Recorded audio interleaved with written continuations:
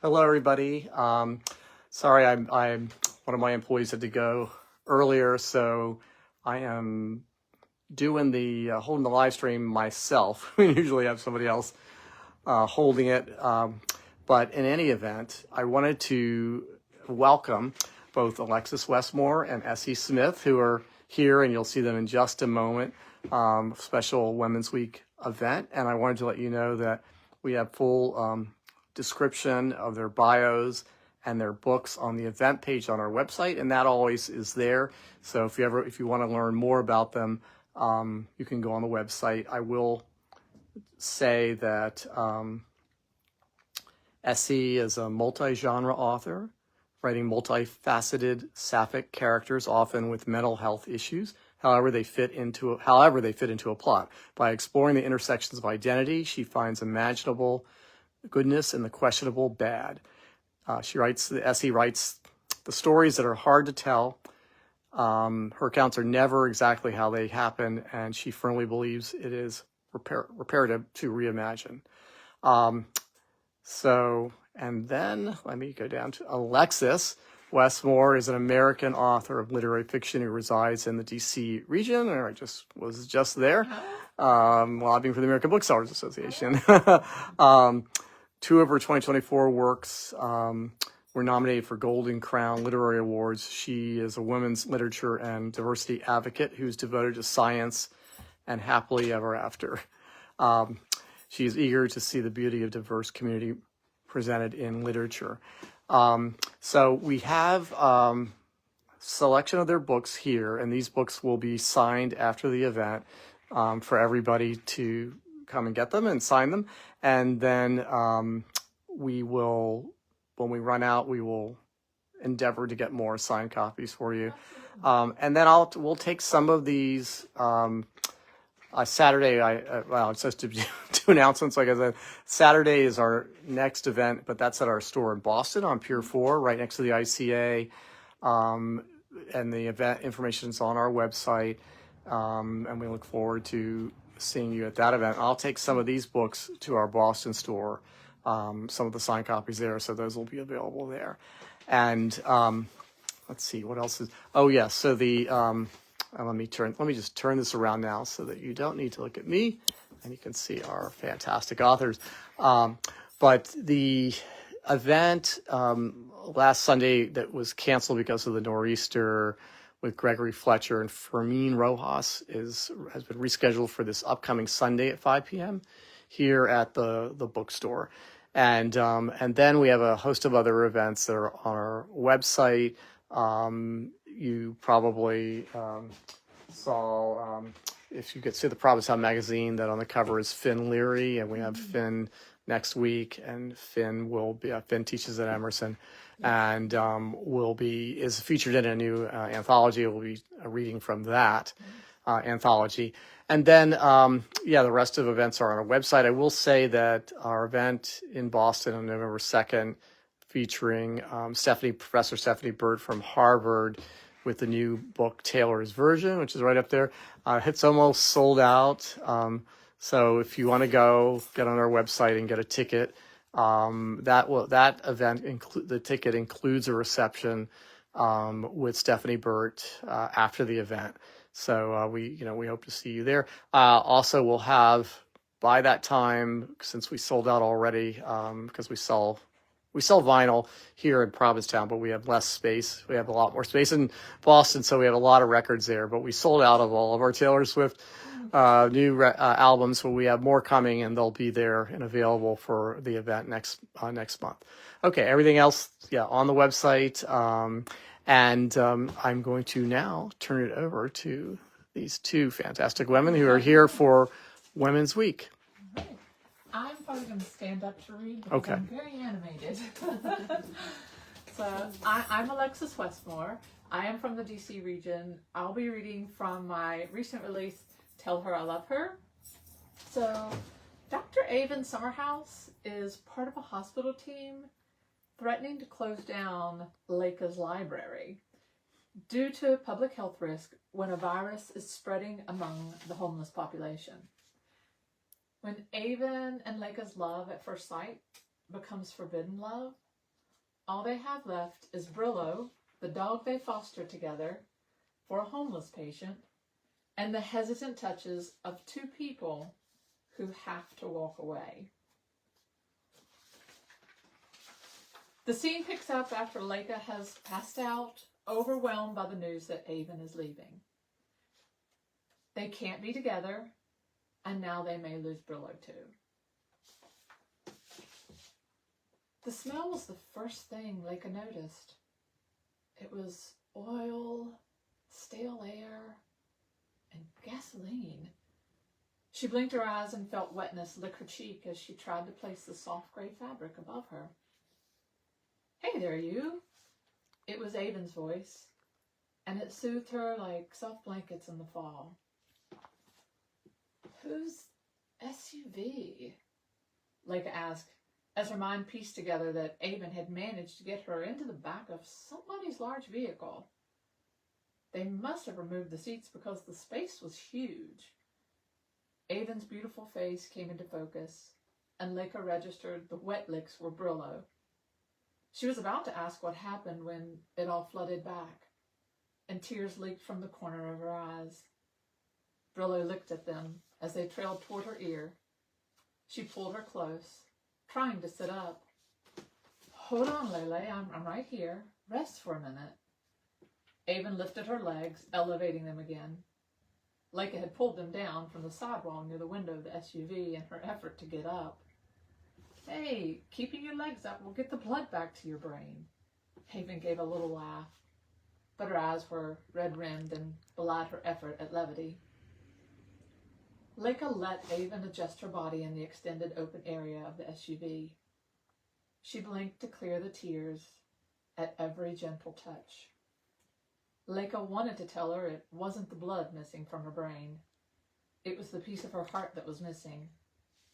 Instead, she watched Avon move at the rear of the vehicle, the hatchback open, as she removed her jacket and rolled it into a pillow that she placed under Leica's head. "Reynolds asked me to put some air in the tires for her while I was running errands today. She and Pradell are taking a road trip, so I've got to drop the vehicle back to her and get my vehicle. How are you feeling?" "Hopefully their road trip is less eventful than ours," Leica said, wanting to avoid the question about how she was feeling.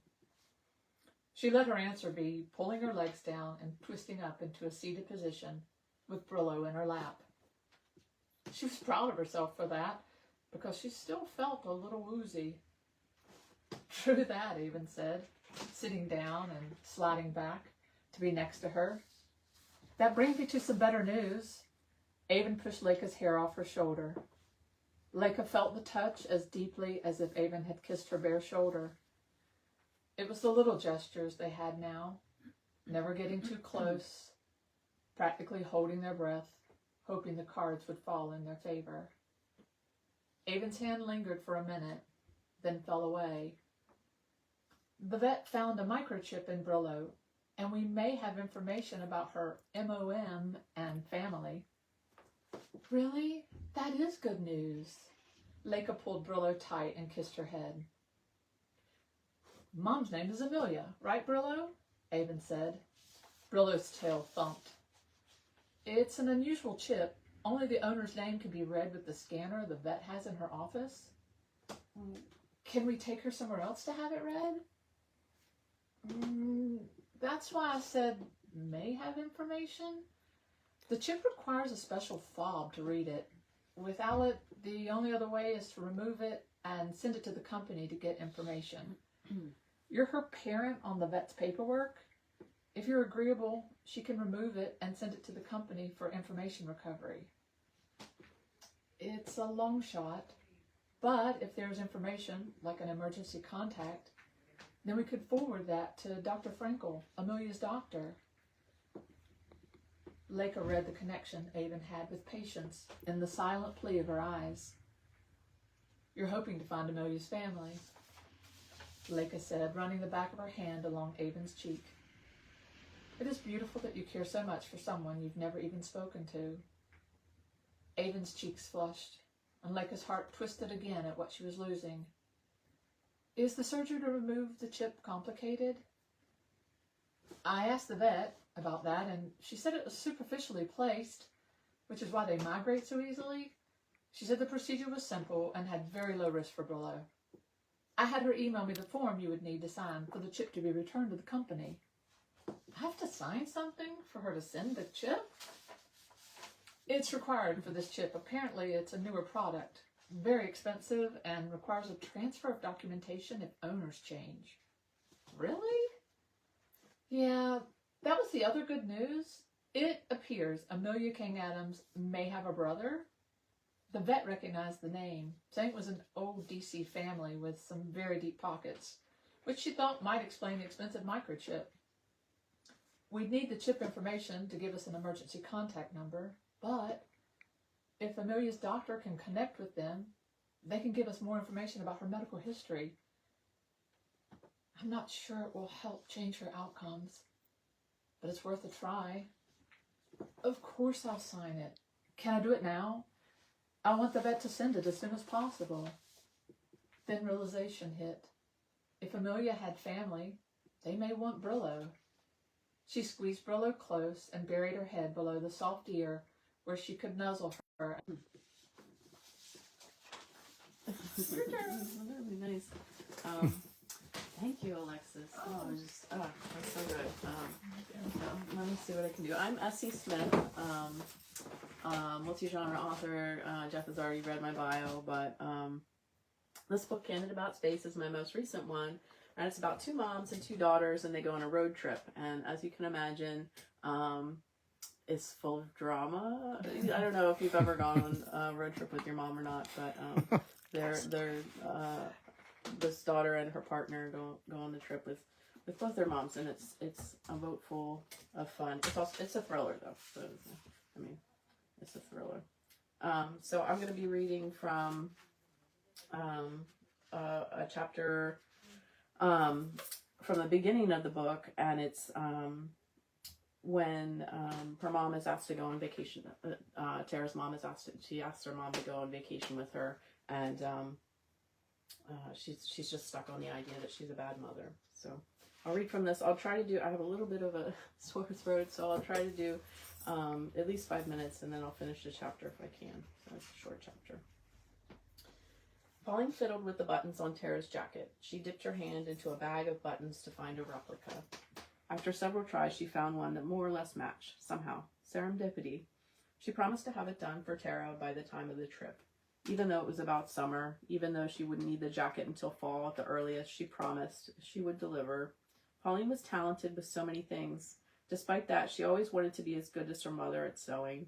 She would sew her own clothes, so Pauline. She cooked up rare delicacies with flair and wonder, and never could be. Pauline tried to be the stay-at-home parent of the century, the mother of the century. So her husband dumped her. Her daughter dumped her. Here she was, though. Her daughter was taking her on a trip, making up for lost time, apologizing in a way, potentially. And she had a brand new convertible. From a bag of buttons, Pauline picked out a gold button with an anchor on it. She rubbed her hands over it as if it were a smooth beach pebble. She would take it with her in her pocket and rub it every time she had worry or some anxiety about her daughter. She was acting as an exemplary mother should, sewing for her daughter. Action sometimes meant more than words.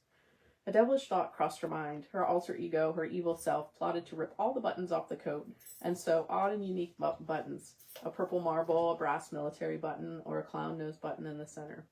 Oh, how Tara would freak. She laughed at herself, giggling mischievously. Tara would go berserk. Trivial things kept Pauline amused. She was a terrible mother. Pauline pricked her finger and struggled with a thimble to resolve the problem. Her own mother had taught her how to sew. Despite being a little prim and proper, she did domestic things. Although she was more than capable of going down to the dry cleaners and paying for it to be professionally done, she took the task upon herself. She would never do it quite as well as her mother. She pulled the thread through loosely, almost purposefully, not tightening it the whole way. She too needed to understand being needed. If Tara complained, she'd do it again. She had so much time before fall. Tara was such a moody daughter, Pauline thought. To this day, she answered the phone, almost growling, "What?" Daughters could be so moody when they entered their teenage years, and Tara came out in full bloom. rattling everyone with mere words. But Pauline still counted as family, always would. After all these years, Tera pined for a vacation. Imagine that. She could apologize with a trip and be nice and cordial, and the moodiness shine through, the passive aggressiveness and the snide comments. Actions didn't amount to more than words. Pauline considered herself a horrible parent. That's what she always told herself. Absent and ruthless, she stalked the halls waiting to deal discipline she never dealt. That's why she was so... she never let Tera have any freedom. That's why she was so rebellious as a teenager. She told her this repeatedly, flogging herself with a cat o' nine tails over and over.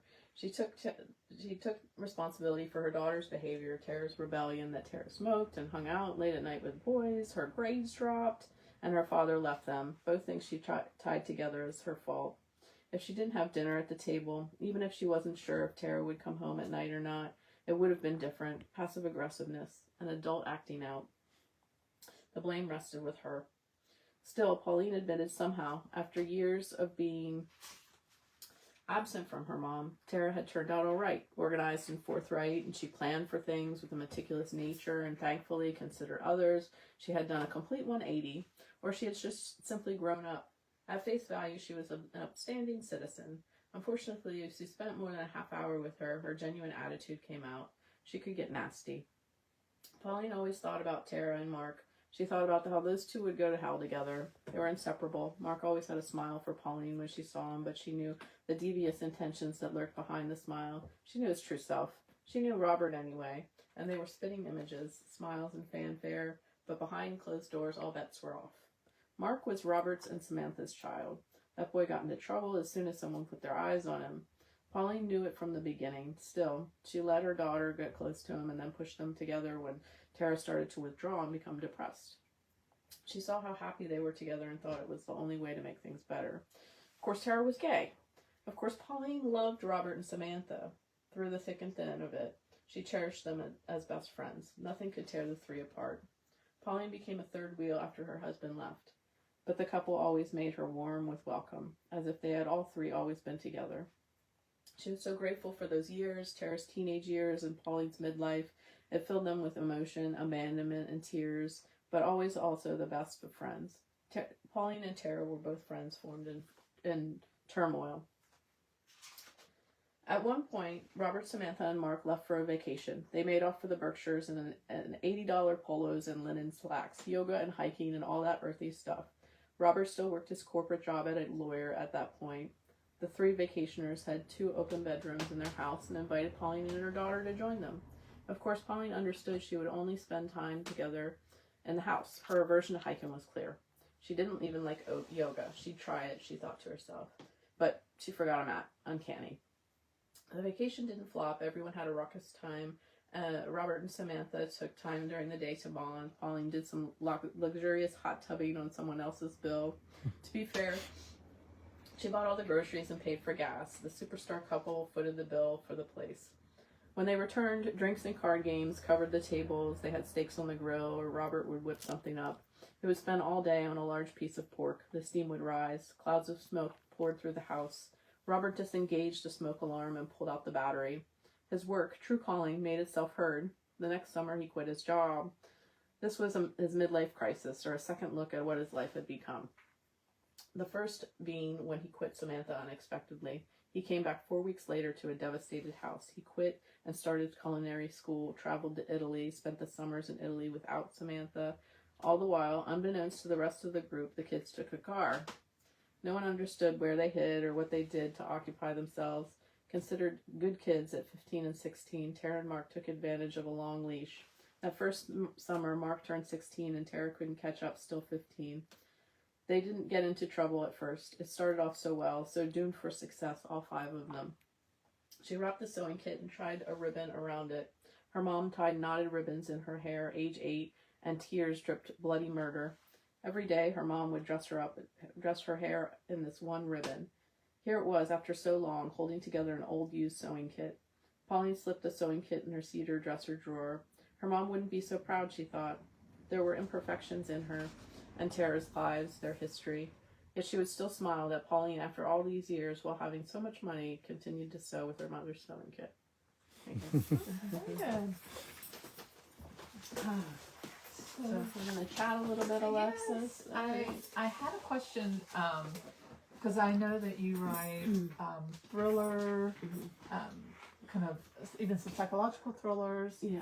And I know myself, as well as other people who are both readers and writers, are interested in knowing, how do you structure when you've got this pattern that's going to need to have things revealed in pieces? How do you structure that? So I guess I structure my writing. I definitely outline, so I'm an outliner, but it helps me keep things together. But then, just a caveat, like once I'm done plotting, I'll go back and things will change. And so it's really important for me to keep my outline updated, which I want to talk about your whiteboard outlines, because they are, to the T. I've seen them on social media, but, so I try, to have a typical, plot structure, and I guess within each chapter, I also try to have at least 3 plot points, and then a solid plot arc, like a minor plot arc in each chapter, and then it's possibly a small character arc. But so that's really what I do when I go in to create my outline, is just, have that plot arc continue. I usually try to do twists for my thrillers, like halfway through, 3/4 through, and at the end. I'll try to have at least 3 good twists to make it worthwhile. But I guess some of my books are based on like true crime or true events, and so that makes it more difficult to fit it into like a traditional, like, this is your structure, like what is it, saves the cat or something like that.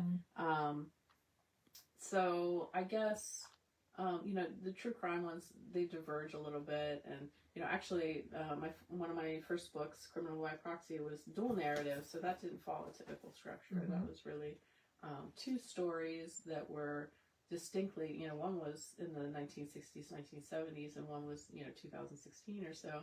And they play off of each other, but they're 2 distinct stories, and they come together. It has one similar character, but 2 similar characters. They're very similar. So it's a dual narrative, and I tell people that because like not everybody likes dual narrative. So I'm like, when I meet readers at events and stuff, and I love going to events, I'll say, this is a dual narrative, and some people are like, oh, that's interesting literary, but some people just like beginning, middle, it's the story to carry through. So yeah. How do you, so I guess I'll have a question for you. Okay. But unless you have, go ahead. So I was curious how you structured your time then. So that's an excellent question, because I think for many writers, especially new writers, even writers who've been doing this for years, we are time constraints, not only from maybe a full-time job, but even as an author, a full-time author, Absolutely. you've got, you think, oh, I'm an author now, I'm full-time, and it's all just writing, but it's not. You've got marketing, and you've got so many other hats you have to wear. And so for me, it was really important to create a structure that was doable, because you have to find a way to write, whether it be a system you create or whether it be a system you use that someone else has. So for me, I have 2 different ways that I write. One is I structure time with a writer colleague of mine, an author colleague of mine, where we get together certain days of the week to do sprints. So we will just text each other and be like, okay, we're starting the sprint. We do 25 minutes. We take a 5-minute break where we can text each other and be like, how's your week going? And then we get right back to sprints. We sprint for 25 minutes. Do 3 of those a week. Yeah, and so we do those together because we kind of can play off each other and cheer each other on. It's a good pathway.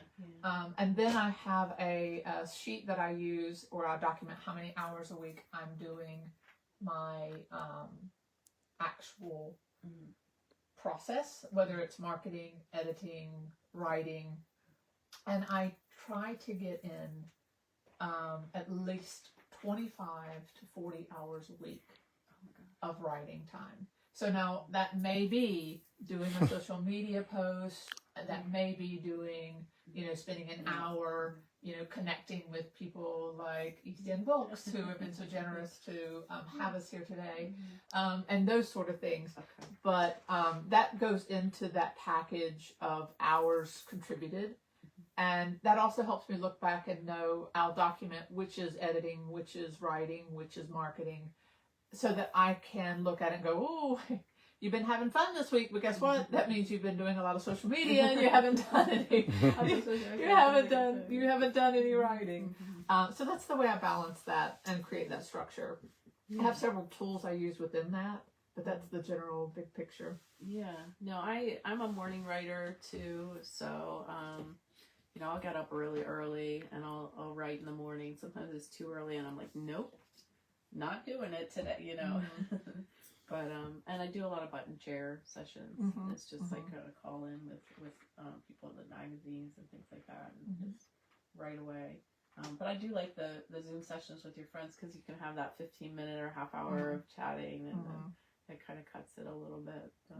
Gives you that little break, and then you kind of get back at it. Yeah. Tell me about your outlines, though. Oh, so I am actually a pantser by nature.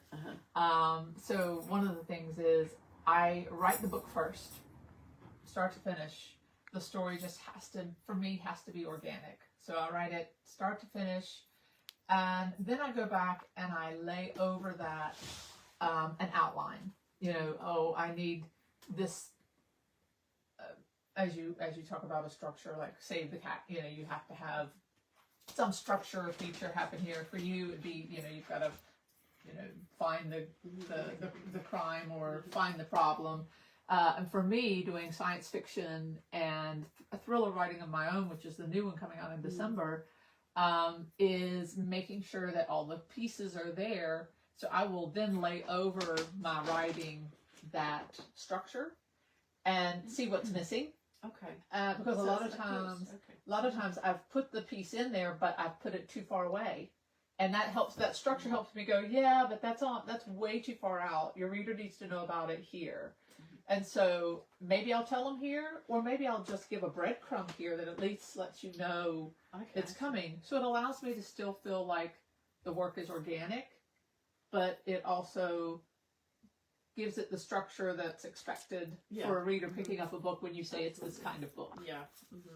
So that's how I do that. And of course, when you're talking about my whiteboards and my storyboards, they get very dramatic. They get very dramatic. So I like to put everything up there where you can walk through and see all the character arcs. Because to me it's important that every page turn, that everything adapt, and not only does the story change, but the characters change as well. Yeah. So, but I think one of the things I found in people who've come back to us, like we do a lot of events for Sapphic Lit Pop-Up, and we will be in DC Pride, or we'll be in places where we've been the year before, and some of the same readers will come back and be like, oh, I bought that book last year and I love this. And I feel like that creates an opportunity for you to connect with readers. Oh, how important is it to you that you connect with readers? That's my favorite thing to do. It's kind of a selfish thing. My watch is just telling me to be active. It's a selfish thing. Like, I really like talking to people. This year, I don't want to call it a gimmick, but it's a fun thing to do. Is I got a Polaroid camera, and I take Polaroids with people who want to stop and chat about books. But connecting with readers is really important to me. I did a lot of events this year, and I don't know that I'll do as many next year, but I just met so many people, and like getting text messages or, messages, not text messages, but messages on Instagram from readers that she met at events that say, oh, I really, your book was so great, and I just ordered them all. Can you tell me about such and such, and I'm just like, well, let me see your receipt. No. But yeah, no, connecting with readers is really, it's really a treat, because everyone has like something, their own story, or like their own you know, something about them or something they do that they'll share with you, and like you can build stories from that, I think. So that's important. I was asking a reader 2 days ago, you know, what do you want to see in your literature? I mean, what do you want to see intimately? What do you want to see plot-wise? What kind of story do you feel like isn't out there that I think that's what all of us do as readers. It's like we're looking for that book that we just kind of feel like, oh, I can see myself, either see myself now or see myself evolving into this person. Like one way or the other, you're seeing yourself on the page. And so it's not only just representation, but it's actually growth. It's that challenge. I think if I was going to call my books anything, I would say they're turn literature, because I really want you to be a different person after you read them. Because I feel that evolution for us as humanity is important, and I want it to be in kind of everything that I write. Yeah.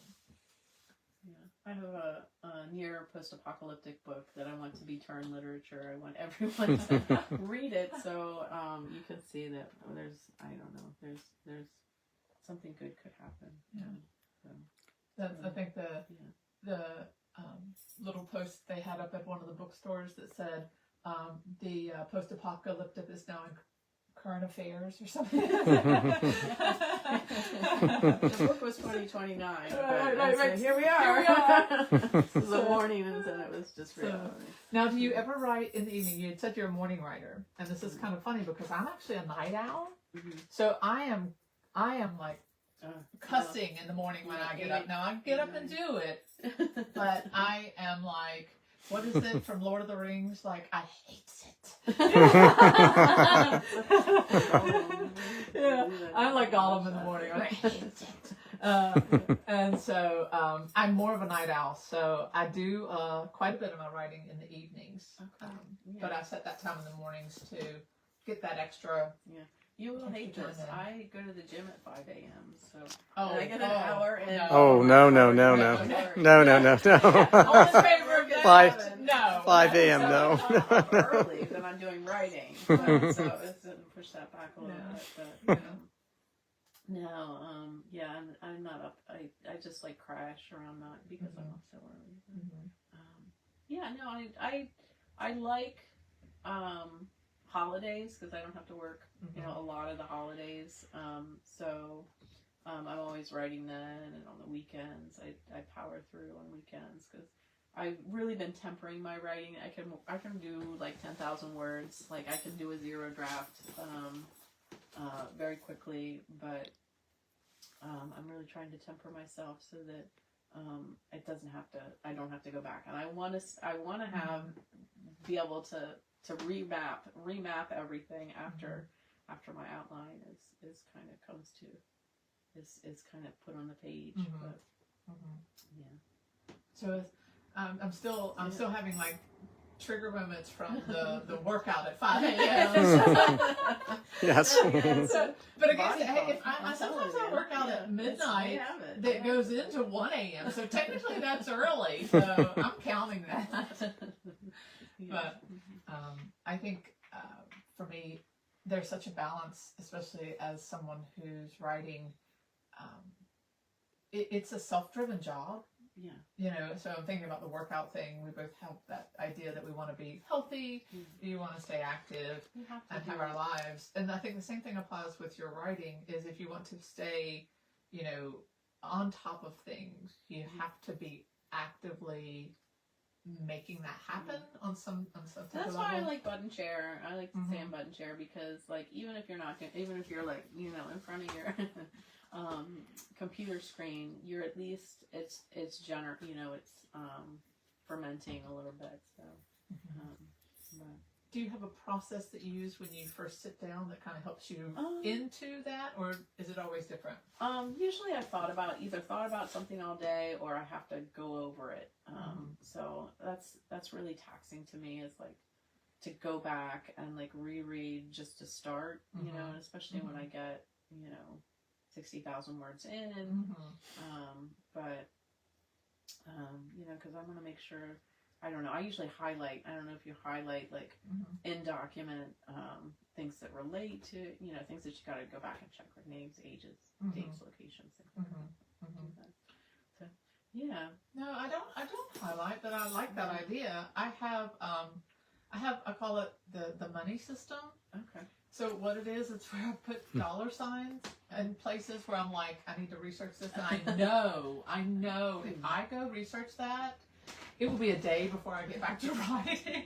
I'll fall down a rabbit hole of research, and then tell me about your researching, because like the section you read, I was like, I do not know about veterinary science, but so that was actually interesting because it is a contemporary romance.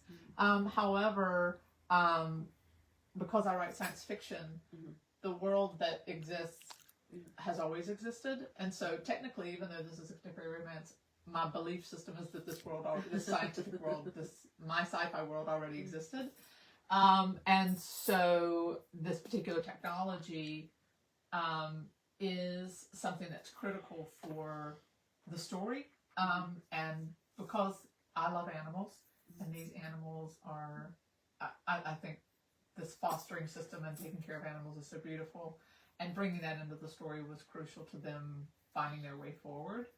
I wanted the technology and all the veterinary information and all of that to be like spot on.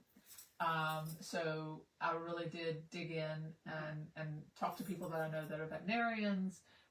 One of my very good friends is a veterinarian, and said, hey, these chips, and I needed the chip to not be where it should be, because in DC, when you chip an animal, like if you are a facility that takes in animals, like a shelter, you have to look for a chip. And so if they looked for the chip, they would have found it, but they can't because it migrated. So actually, the fact that the chip is superficially placed is why they do. She says they migrate all the time and you can't find them. So it was a need I had for like that thriller, that perspective. Like, well, why didn't they see the chip? Well, because it had migrated, and I had to research and see how possible was that, how likely is it. She's like, all the time. So yeah, I do that research. Tell me about writing animals, because I know like a big no-no, especially in sapphic fiction, is like to hurt an animal. Has any dogs or cats ever been hurt? No. Okay. No animals are ever one good or I injured just in my make book. sure. No. You say No. ATA This is all the actually time, so. this one. Yeah. I'm definitely this. I'm very much all the animals live. Kill the people, but they don't know the skill. Okay. Here's what. If you had a literary spirit animal or spirit person, who would that be? A literary spirit animal? Yeah. So talk to me about what that would mean. Like, okay. What does that mean? So I think my literary spirit animal is a Loch Ness monster. Okay. Because it's slow sometimes, and it's mysterious, and you don't know if it really exists. But and also dragon. Your dragon. Oh, a dragon. Yes. Just because of the diversity. So you look back at all kinds of myths about dragons, and you've got the dragons that were almost like snake-like, and then you've got the ones with wings, and there's just so much diversity, and I feel like that's a lot of what my writing is. With the science fiction and fantasy, I like hard science to my fantasy, meaning if it's a beast, if it's a griffin, if it's some other species, there's scientific reason why it's that way. There's DNA, there's epigenetics, there's something to tell you why that species is. I may not tell you that information, but you can be sure. I have done the scientific research. Yeah. I've done the math for my beltway when you travel through space. Like, I've done the calculations for some of the physics that has to happen for us to we actually have used quantum physics. Okay. Because it allows for the entanglement that allows the beltway to function and connect what I call the source and the simultaneity. So, believe me, I may not put it on the page. It's kind of like we talk about as authors, that iceberg underneath that the reader does not want to know about, but that better be there. That's the stuff. Yeah, Nessie's got that too. Yeah. So yeah, the dragons there is my animal, and all of that science is beneath it, making it real and believable. Yes, it's interesting. Yeah.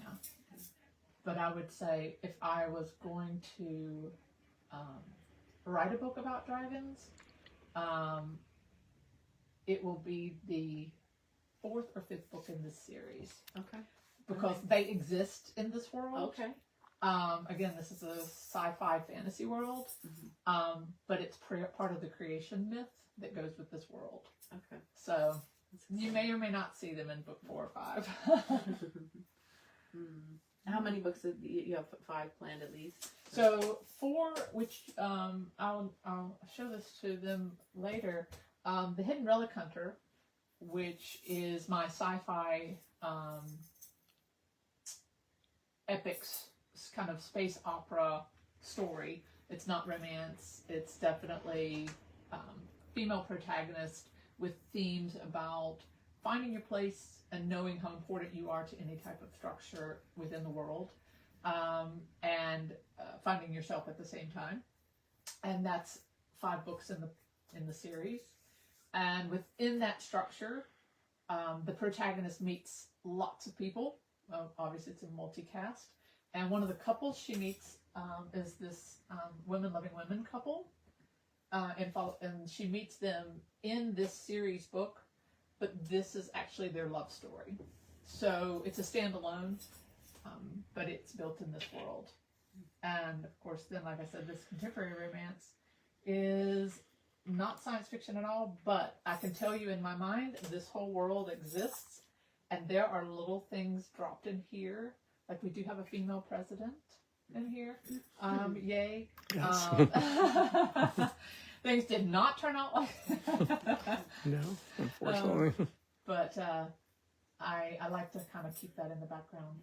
So what about you with your work? Do you have any So series? I've got 6 books now. No, mine are all standalone. I have so many things in here, just so many ideas really, that I couldn't be in the same world for a series. I don't know. I think it takes a special talent to be able to write and generate new content, new words for a series like that. So I really respect that.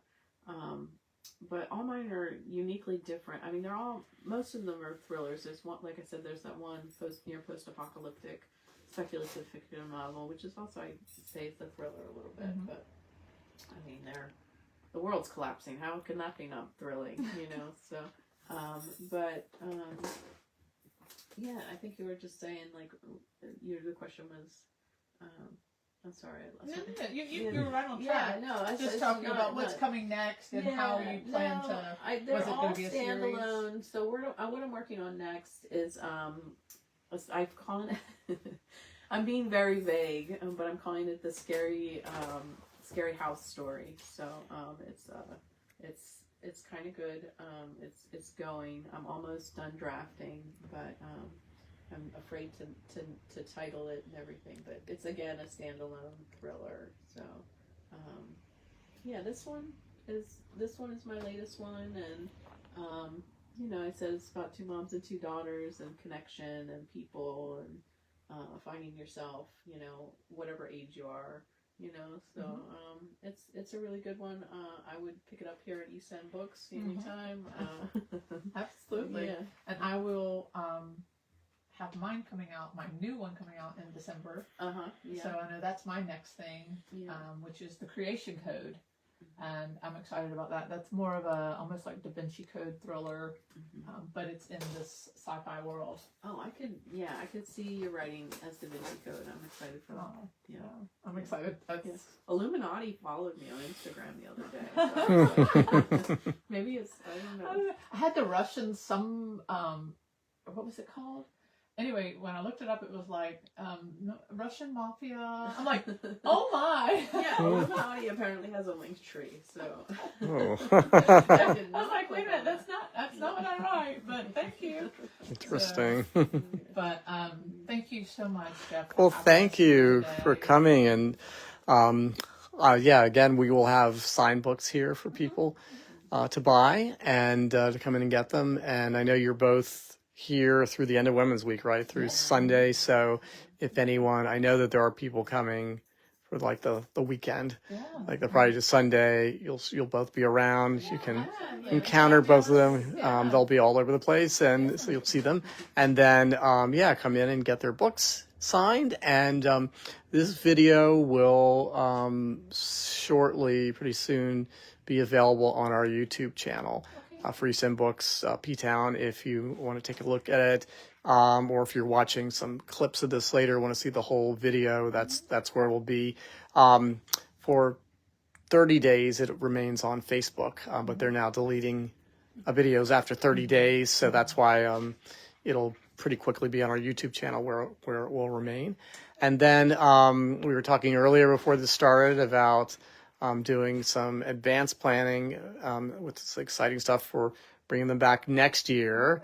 And I've got some ideas as well of some things for that. And it was wonderful. And I want to thank you very much for coming. Yes, and I'll have you ask while you're in London to my audiobook. The voice actor is in London, so if you can just bring her back for next year with you. I'd love it if you'd give me the contact information, because I'd love to see if we could meet for a cup of tea or something, or something. That would be nice. Yeah, she works for the BBC, so she's pretty steady. I love the BBC. I love the BBC, yes. I watch them every night on our PBS, the BBC News. Yeah, she's phenomenal. Contact. So that's really great. Yeah. Wonderful. Well, thank you. Thank you.